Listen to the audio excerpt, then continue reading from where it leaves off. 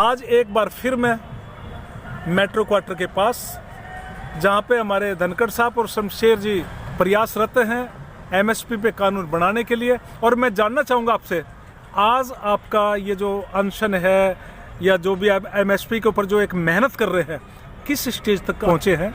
क्या कुछ आपको कुछ प्राप्ति अभी तक क्या हुई है? देखिए, ये एक चिंगारी लेके बैठे हैं, हम एक ज्वाला लेके बैठे हैं। हाँ जी। 716 किसान शहीदों की, हाँ जी, जो आए थे यहाँ एमएसपी कानून के लिए, उनके नेताओं ने धोखा किया। हमने बताया था, हम ठगे गए, तो नेता चले गए, किसान रह गए। लेकिन धन्यवाद है, कल नीलोठी गांव में 5 राज्यों के पीड़ित, जो भूमि अधिग्रहण कानून से पीड़ित थे, उन भाइयों ने वहाँ एक प्रस्ताव पास किया। वहाँ रमेश दलाल भी थे, जो 19 राज्यों के अधिग्रहण की लड़ाई लड़ रहे हैं। उन्होंने ये जो संपूर्ण खरीद के कानून के लिए जो हमारा संघर्ष है, हमारे इस सत्याग्रह आंदोलन को अपने अपने शहर, अपने अपने गांव में इस मुद्दे को प्रचार का उन्होंने जिम्मा लिया। साझी लड़ाई का हमें आश्वासन दिया। और पहले जो भूख हड़ताल थी वो अनशन पे थी, अब अनशन से ये धरने के रूप में चलता रहेगा। यानी कि जो सत्याग्रह पीछे आप देख रहे हैं, सत्याग्रह स्थल से जब भी हरियाणा से अब कोई हमें बुलाएगा, किसी भी शहर में, किसी भी गांव में, यदि 10-20 किसान इस मुद्दे पे बैठ के चर्चा करेंगे कि हमारी आर्थिक आज़ादी कैसे हो और इसको आगे कैसे बढ़ा रहे, हम अवेलेबल होंगे। चूँकि हम यहाँ भूख हड़ताल अनशन से बंधे बैठे थे, हाँ जी, तो अब हम ये यात्राओं का दौर चलेगा, पूरे देश में चलेगा। और एक बहुत बड़ा सवाल, जसबीर तंवर हैं हमारे साथी, जिन्होंने बड़ौदा किसान न्याय यात्रा में हमारे साथी थे, घटक थे, वैचारिक भी हैं, आर्य समाज पृष्ठभूमि से आते हैं, सर्वहित की तरफ से भी अपना पक्ष रखते हैं। उनका एक हमें एक सजेशन कह लो या पिंचिंग क्वेश्चन आया है। उन्होंने कहा है कि अभी कृषि मंत्री की 2 दिन पहले उनका बयान है कि हम एक कदम पीछे हटे हैं, हम दोबारा 3 कानूनों पे वापसी आएंगे। और लगातार, जैसे कि हम कहते हैं कि रात के अंधेरे में इन 8 किसान नेताओं से, एसकेएम से पहले से वो दस्तक सिग्नेचर भी ले रखे हैं, या इनके चुनाव होते हैं, तीनों कानूनों की वापसी होनी है। तो बड़ी बात है कि जो भी फॉर्मेट, जो ये 3 कानून फिलहाल जिनको हम रद्द समझे बैठे हैं, ये दोबारा यदि लागू होंगे, यदि उनमें फिर कोई त्रिपुटी रहती है, ये एसकेएम तो सरेंडर कर चुका है। इनके आज तक और बड़े बड़े चैनलों पे डिबेट चल रही है, आधे अकालियों में बट गए, आधे आम आदमी पार्टी की तरफ बट गए। यानी कि चुनावी एक बारिश आंदोलन की, चुनावी बारिश हुई थी आंदोलन के दौरान, उसी में इनके रंग धुल गए, इनकी वास्तविकता सबके सामने आ गई। तो कमेटी का कोई औचित्य बचा नहीं। तो एक किसान के जितने भी पढ़े लिखे हैं, चाहे वो इकोनॉमिस्ट है, चाहे वो एग्रीकल्चर से जुड़ा हुआ है, या कोई रिपोर्टर्स है, या बुद्धिजीवी है, हम आमंत्रित करते हैं इस पे, जो टिकरी बॉर्डर पे यहाँ प्रोटेस्ट चल रहा है, हाँ जी, हम इस पे एक मंथन कर रहे हैं। इन 3 कानूनों में जो 7-8 प्रोविजंस जो फार्मर हितैषी होने चाहिए थे, वो दस्तावेज हम तैयार करने जा रहे हैं। उसमें हरियाणा के ज़िले से कोई भी संगठन, अगर किसी का सकारात्मक सुझाव है तो यह ओपन कॉल है। उसके बाद पूरे देश के नेटवर्क से इस पे सजेशंस लिए जाएंगे। 2 तरह के हम ड्राफ्ट तैयार कर रहे हैं। एपीएमसी मंडी में जो पैसा होता था सरप्लस बजट, उसको कहीं ना कहीं उनके बिल्डिंग वगैरह से किया जाता था, या संपर्क मार्ग पे किया जाता था, या जिनकी अकाल मृत्यु हो जाती थी, अंग भंग हो जाता था, उन पे किया जाता था।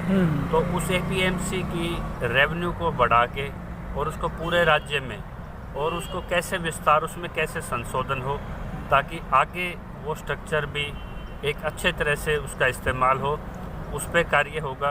दूसरा है जो 3 कानूनों में किसान और कृषि हितैषी, जिसके लिए हम आंदोलन में आए थे कि ये होना चाहिए। अब हम उन सरकारों का इंतज़ार नहीं करेंगे कि आज हम मोदी के किसी भी ड्राफ्ट के ऊपर सड़कों पे आए, कल कांग्रेस के पे आए, कल किसी तीसरी पार्टी के आए।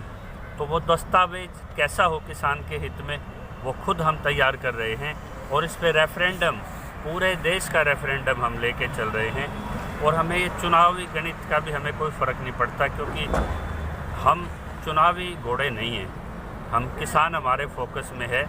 तो हमारी ओपन कॉल आपके इस चैनल के माध्यम से है, 3 कानूनों में प्रो अमेंडमेंट फार्मर्स कैसे हों वो दस्तावेज हम यहाँ तैयार करेंगे।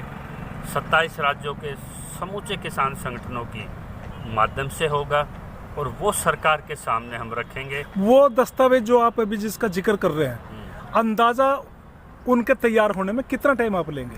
देखिए, इसमें ओपन सजेशंस हैं, जैसे बार एसोसिएशंस हैं अपनी जी। सबसे बड़ी बार एसोसिएशन दिल्ली में बैठती है।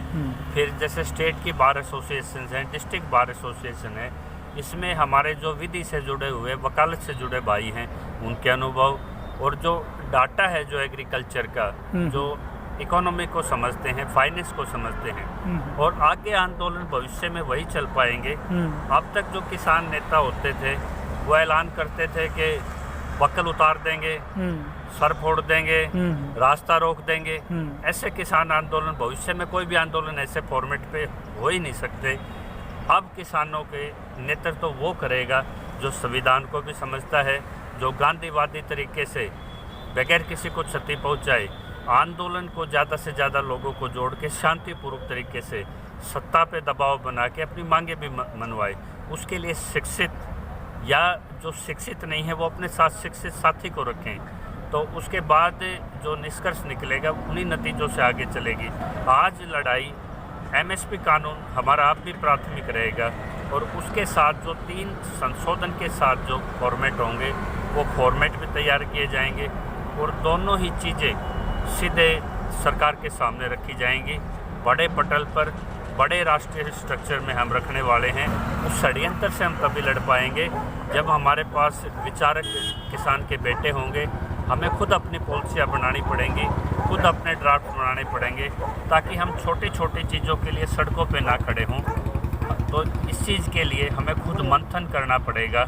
तो हम बार बार कहते थे एमएसपी हमारा प्राथमिक रहेगा। ये दस्तावेज खुद तैयार हों, सबके रेफरेंडम से हों, इस पे मुहिम पे कार्य चलेगा। जय किसान। इस मुहिम पे कार्य चलेगा। और अब हमारे सामने हैं प्रदीप धनखड़ जी, मैं इनसे भी जानना चाहूँगा।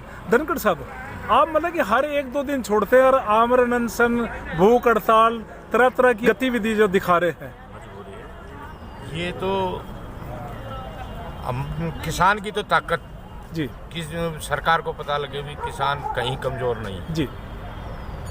रही दूसरी बात जो किसान की डिमांड है, जी, किसान की डिमांड पे किसान नेताओं को भी खरा उतरने के लिए ये एक जोर आजमाइश है ना, ये उनको ये दर्शाती है कि भी उनको मजबूर करेंगे कि भाई जो यहाँ से जो चिंगारी गई है वो चिंगारी हर गांव में पहुँचेगी, वो सरकार को भी चोट देगी। और ये जो चुनाव उसमें उतरे हैं किसान नेता, उनको भी एक चोट संदेश जाएगा। किसानों से समर्थन लेने के लिए आप अगला कदम क्या उठा रहे हैं कि जिससे कि आपकी आवाज़ जो है, वही तो बताया है कि वो काला क्या का कानून में अब हरा बताएंगे, हरे रंग से कैसे कानून लिखे जाते। हमने ये एक ज्वाला जलाई थी किसान ज्योति के नाम से, वो कल हमारा इसको लक्ष्य कहें कि हमारा लक्ष्य था कि इस ज्वाला की लो हर गांव तक पहुंचे। कितनी उम्मीद करते हो कि भी ये जो ज्वाला आपकी हर गांव तक पहुंचेगी? कितना समर्थन की आप उम्मीद कर रहे हो उससे? हम लोग तो वेस्टर्न उत्तर प्रदेश की बात करते थे, हम ये कहते हैं ये हरियाणा पार करके ये लो पंजाब तक जाएगी। और राजस्थान के साथी भी आए थे कल, तो ये लो वहाँ भी जलेगी। अभी आपने पीछे देखा होगा राजस्थान से तो एक साथी 2 साथी बेल डाल के घूमते थे, तो वो लो ही थी। सिंगू बॉर्डर बैठे हैं, वो भी एक ही बात है। तो हम ये चाहते हैं किसान नाम जो कि ज्वाला ये बुझनी नहीं चाहिए, ये बुझनी नहीं चाहिए। देखो इन्होंने बताया। अंतिम में कहूँगा, जो लोग कहते थे कानून में काला क्या है, अब हम बताएंगे कि हरियाली जो खेती की है उससे कैसे कानून लिखे जाते हैं, बगैर सत्ता में भागीदारी किए, बगैर इलेक्ट्रोल पॉलिटिक्स में बैठ के बाहर से दबाव समूह बना के आप अपने कानून भी बना सकते हैं, पॉलिसी भी बना सकते हैं, और जो चुने हुए नुमाइंदे हैं उनके थ्रू आप लागू भी करा सकते हैं। लोकतंत्र में इतनी जगह दी गई है, उसी के इस्तेमाल के लिए हमारा ये प्रयोग है। अब ये मंथन चलेगा, दस्तावेज तैयार होंगे और किसान अपनी किस्मत, अपनी पटकथा, अपनी कलम खुद लिखेगा। जय किसान। आपने एमएसपी के लिए जो एक मुहिम छेड़ी है और इसके ऊपर आपने जो रोशनी डाली है, मैं शमशेर जी आपका और प्रदीप धनखड़ जी आपका भी धन्यवाद करता हूँ। धन्यवाद।